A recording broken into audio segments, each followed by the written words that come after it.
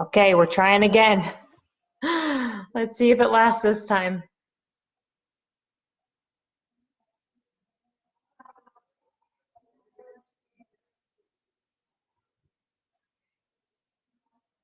We'll wait a little bit, give folks time to join. Sister Louise Laird, you are persistent. Thanks for sticking with me, sister.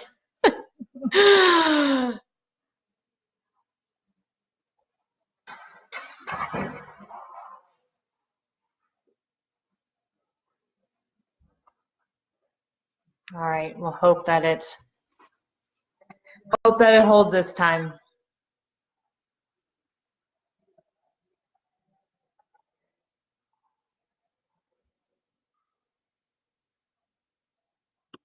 All right, well, we've got a few folks on, so we'll just keep plowing ahead. So as saying before, my name is Sister Annie Klapheke. I'm a Sister of Charity of Cincinnati, currently living in Cincinnati, ministering as a dietitian at the Good Samaritan Free Health Center, which is a primary care doctor's office offering free health care to those without health insurance. It's a wonderful ministry. I love it. Our patient population really includes the working poor, the underemployed, unemployed, and many immigrants and refugees. Just probably one of my favorite parts of the ministry. On any given day, I may see patients from 4 or 5 different countries, and I really, really enjoy it. Also have a wonderful staff and coworkers who really help to create an atmosphere of compassionate, mission-centered healthcare, and I'm really grateful for all of them. Why am I a sister? So I began formally considering religious life when I was about 26 years old and entered my community a couple years later. Now I say formally considering at the age of 26 because now looking back, I can see how I was being formed and attracted to religious life for several years prior to actually beginning my formal discernment, but I didn't realize it at the time. And 2 really impactful life experiences that led me to religious life were my experience as an undergraduate at the University of Dayton, go Flyers. UD is a Catholic Marianist university, and they really instilled in me there the values of service to others, seeking justice, and finding life in community. So my time after college, I really was still craving and seeking those things. So I decided to give a year of service as a Jesuit volunteer. And during that time, it really further deepened and instilled in me that longing for faith, for community life, using my gifts and skills for the service of others. And I found that as a Jesuit volunteer. So those 2 experiences, along with a lot of other life things that happens, which ultimately also a good friend invited me to come and look at religious life and consider it. And when I did, I found that that was a place where I can find all of those things that I was longing for, of community, of service, and all of it centered on faith. So I came and looked, and I stayed, and here I am 5 years later.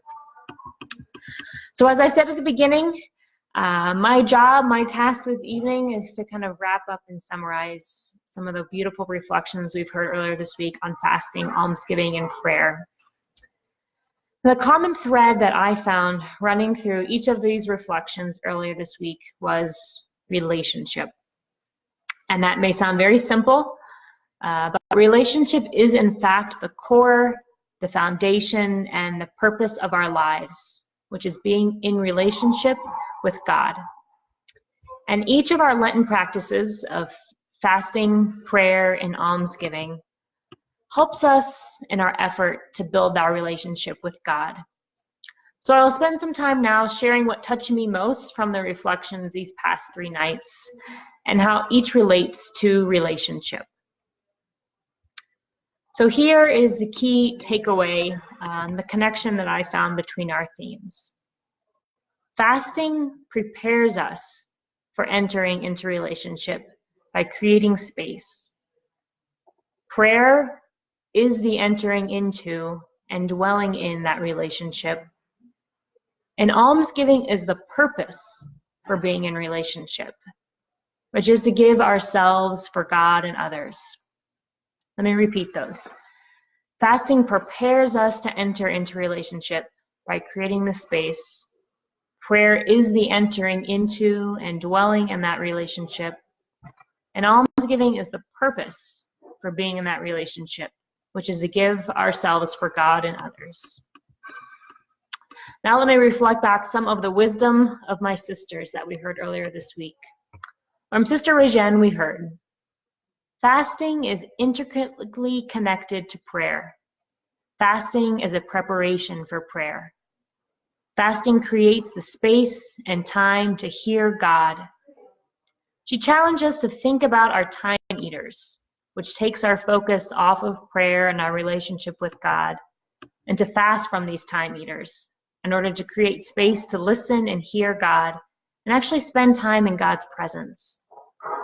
I was struck by how Regine describes the spaciousness that is necessary for relationship building, and how fasting is a tool we can use to create that space. She specifically focused on how we spend our time and the temptation to overfill our time. When we consider our human relationships, the gift of time together is the most precious gift we can give each other in order to build that relationship. And so it is the same in our relationship with God. So I ask, what in your life now could you give up or fast from in order to give more of your time to God? From Sister Kara, we heard, prayer is entering into a heart-to-heart relationship with God.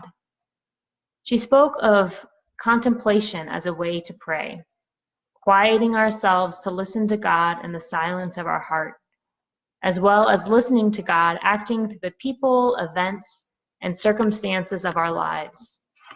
She described prayer beautifully as resting your head on God's heart, as the beloved disciple once did, and letting God love you. Again, this description of prayer is steeped in relationship. And the phrase heart to heart, two things strike me about this phrase: intimacy and mutuality. God does not desire a superficial relationship with us, rather a deeply intimate one. And as we hear in John's Gospel, Jesus tells us, I no longer call you slaves, because a slave does not know what his master is doing. I have called you friends, because I have told you everything I heard from my Father.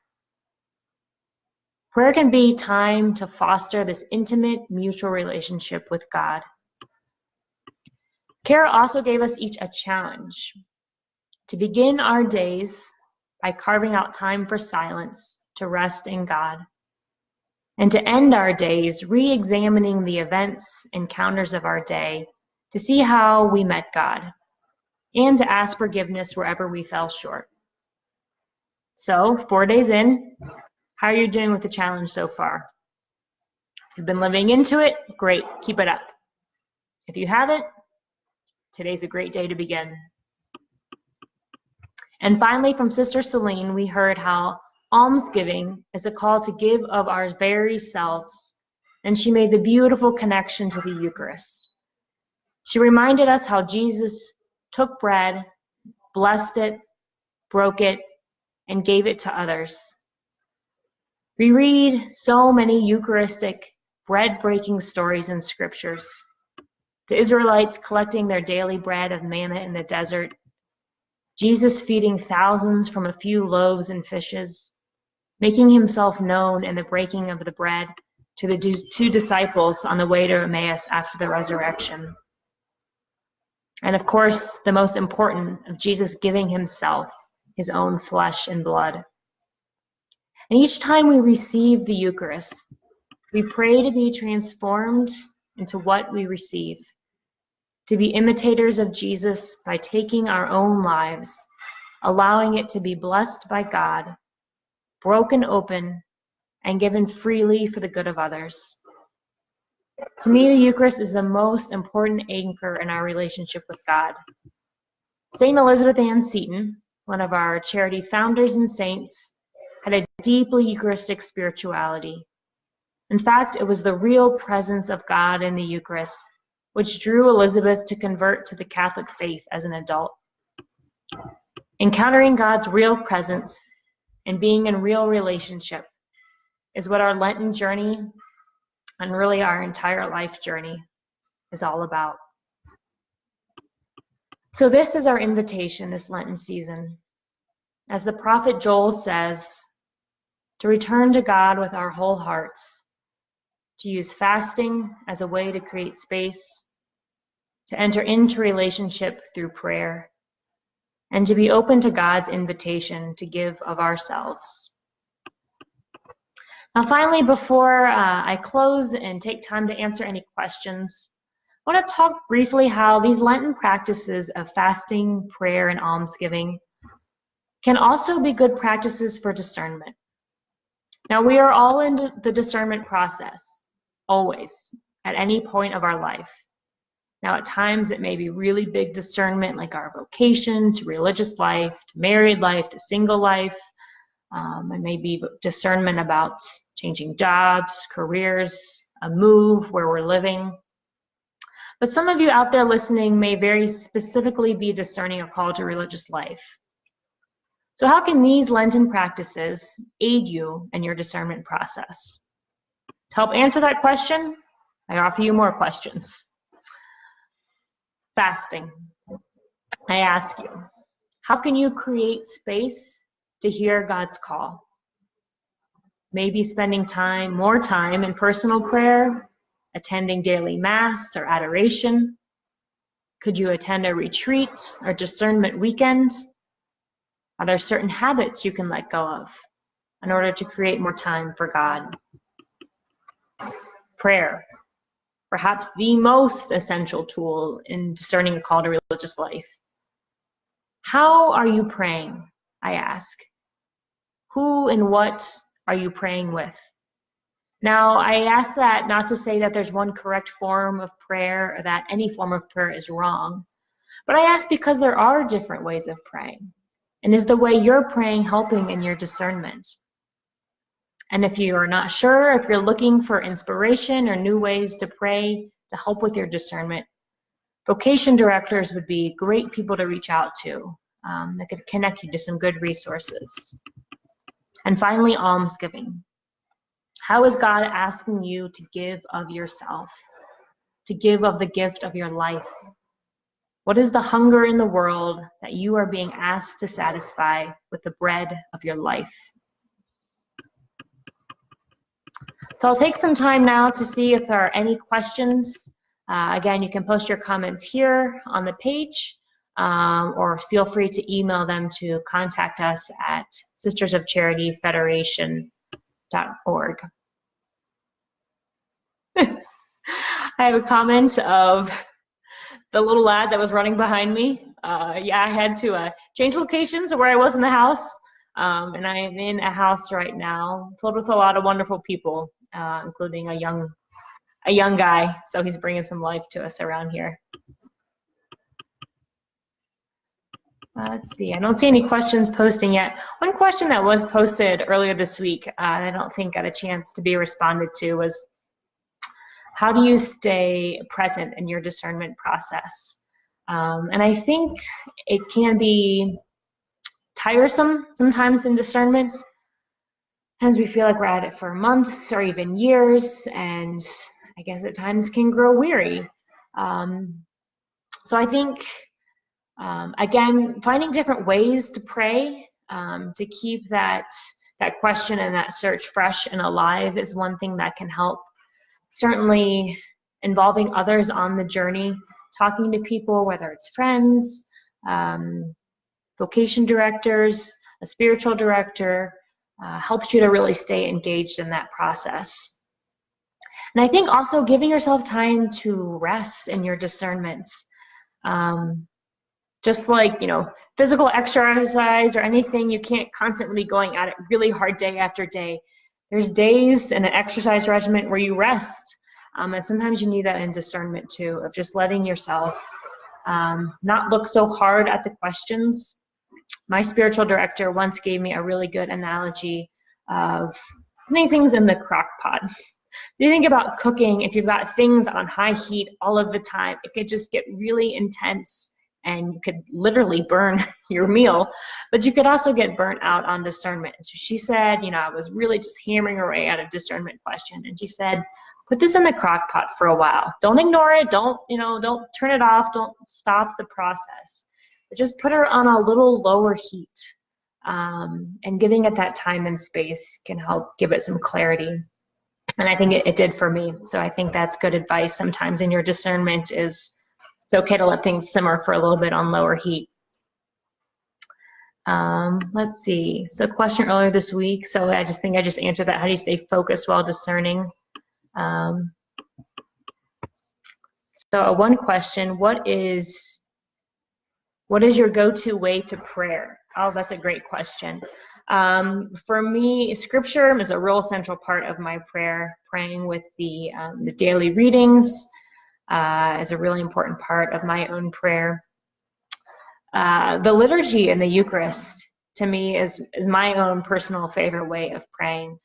That's reminder of becoming what I receive every day.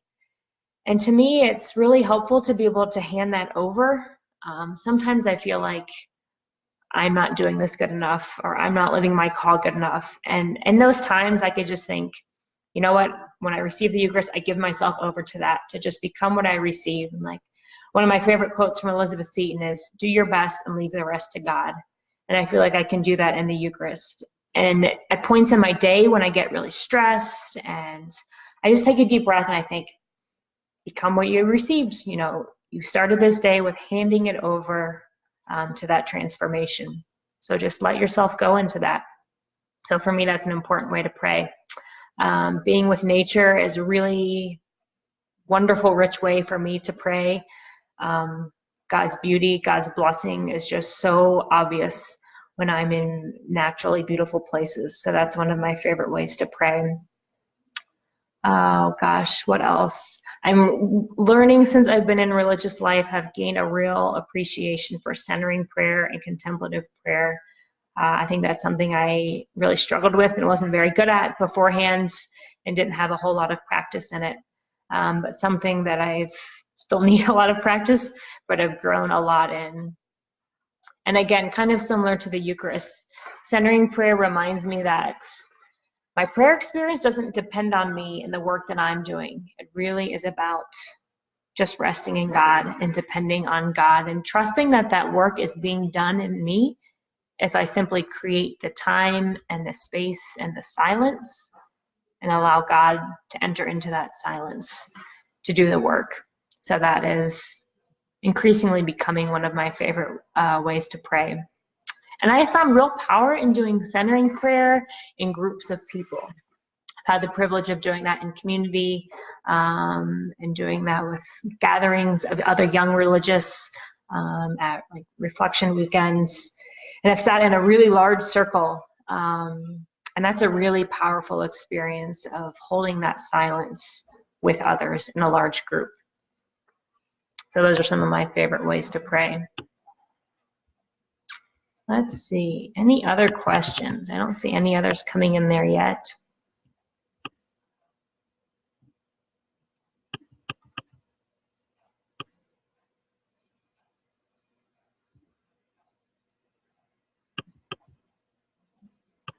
And again, I thank all of you for your persistence and sticking with this evening, even through the poor internet connections. But I do appreciate you being here. All right, we have another question. Is silence the beginning of centering prayer? Is silence the beginning of centering prayer? I think it is the beginning, the middle, and the end. It's a lot of many parts of centering prayer. And I guess another important part to the beginning of centering prayer is setting that intention of creating that time and that space. And another important part of centering prayer is some folks use a mantra, other folks really focus on their breathing as a way to stay in that space and to keep their mind clear and open. And the mantra I like to use is just simply, I am. It's a very just simple, short. To me, it's a reminder of the first name that God gave at the burning bush, I am. And so repeating that mantra, that phrase, helps me remember who God is. And also as a reminder of myself, of who I am in God. So I think that silence and that breath and whatever very short, simple mantra you find helpful is good as well. So another question, how do you still find time for prayer, including centering prayer during busy times? That is a great question, because life gets really busy. I know for me, I'm a morning person, and so that is when I am most alert. So doing that in the morning works better for me. I think when I find time to do it in the evenings, it's when I can too easily start snoring during my centering prayer, as that gentleman that Sister Kara Short shared that beautiful story with earlier. And it takes intentionality of setting time aside for prayer, and specifically centering prayer. And sometimes it means intentionally choosing not getting my entire to-do list done on the weekends or in the evenings, but recognizing that prayer time is really important. So sometimes it takes looking ahead at my schedule and saying, all of these things might not get done, but really carving out that time, knowing that I will reap the benefits of that prayer. And I think sometimes during my ministry days, this might not be centering prayer, more or less, it's much shorter. But when I notice my thoughts really racing, myself getting tense and stressed, I stand up from my desk, and I'm lucky enough where I have a private office where I can just stand up and I take a deep breath and I stretch. I put my hands over my head and I take a deep breath and I bend down and touch my toes, and I kind of let that relaxation go through my body, and I just take a deep breath and I say, remember who you are, remember whose you are, and allow myself to become recentered in why I'm there and recentered in God. And then I'm able to enter back into my work and my ministry more fully. Great question though. And it's always a challenge of balancing. That's another thing I love about our Vincentian spirituality, is being contemplatives in action, of holding that balance of doing and being, and ministering and praying, and one feeds the other, and it's always both and, it's never either or. Any other questions?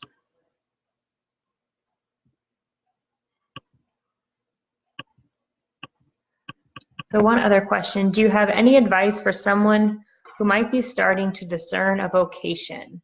Of course. So if you are just starting to discern a vocation, first, thank you for your courage to engage those questions and to be open to the process. Be gentle with yourself in that process, and just take things one step at a time, and know that every step along the way is just that, it's a step. And though things may seem foggy, you only have to take the next best step and make the best decisions with the information you have at the time. So what are some concrete steps? Reaching out to vocation directors is a really great first step. It may seem scary, but I know you will find they're very non-threatening.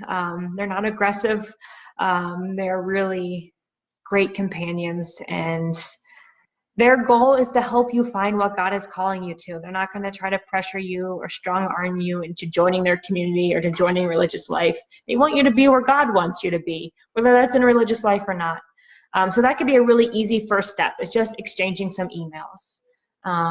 As you go deeper into the process, actually going to visit to meet those sisters, whether it's spending time with them on a weekend, praying with them, go visit them and where they minister and really get a feel for them.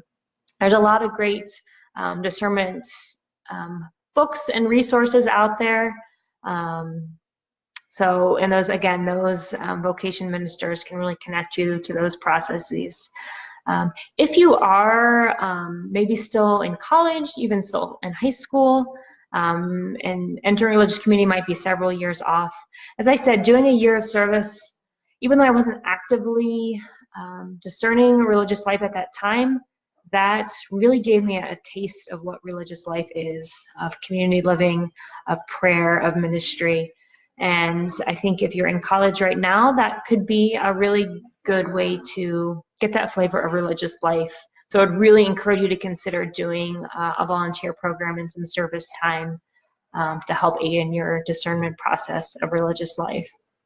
But certainly just starting to ask the questions. Know that there are young women, there are peers you can talk to. There's a national group called Giving Voice that is an organization for young sisters across all generations under the age of 50. And you can get on their website, just Google Giving Voice, and you'll find us. And any of those women would be happy to talk to you and connect with you and walk with you on this journey. Great question. So I know we're a little over our time, our 30-minute allotment that you all expected to be here tonight, given some of our interruptions. So again, I thank you for being here tonight. I thank you for being with us throughout the week. Again, if you do think of any questions, you can send an email to contact us at sistersofcharityfederation.org. So we're going to end this evening with a closing prayer. And I think this is a great prayer for Lent. It's a great prayer for discernment. It's a prayer that a very wise mentor in my community shared with me. And it's the prayer of abandonment. So we will pray this prayer to close out our evening. Father, I abandon myself into your hands. Do with me what you will. Whatever you may do, I thank you. I am ready for all. I accept all. Let only your will be done in me and in all your creatures. I wish no more than this, O Lord. Into your hands I commend my soul. I offer it to you with all the love of my heart, for I love you, Lord, and so need to give myself, to surrender myself into your hands, without reserve and with boundless confidence. For you are my Father. Amen.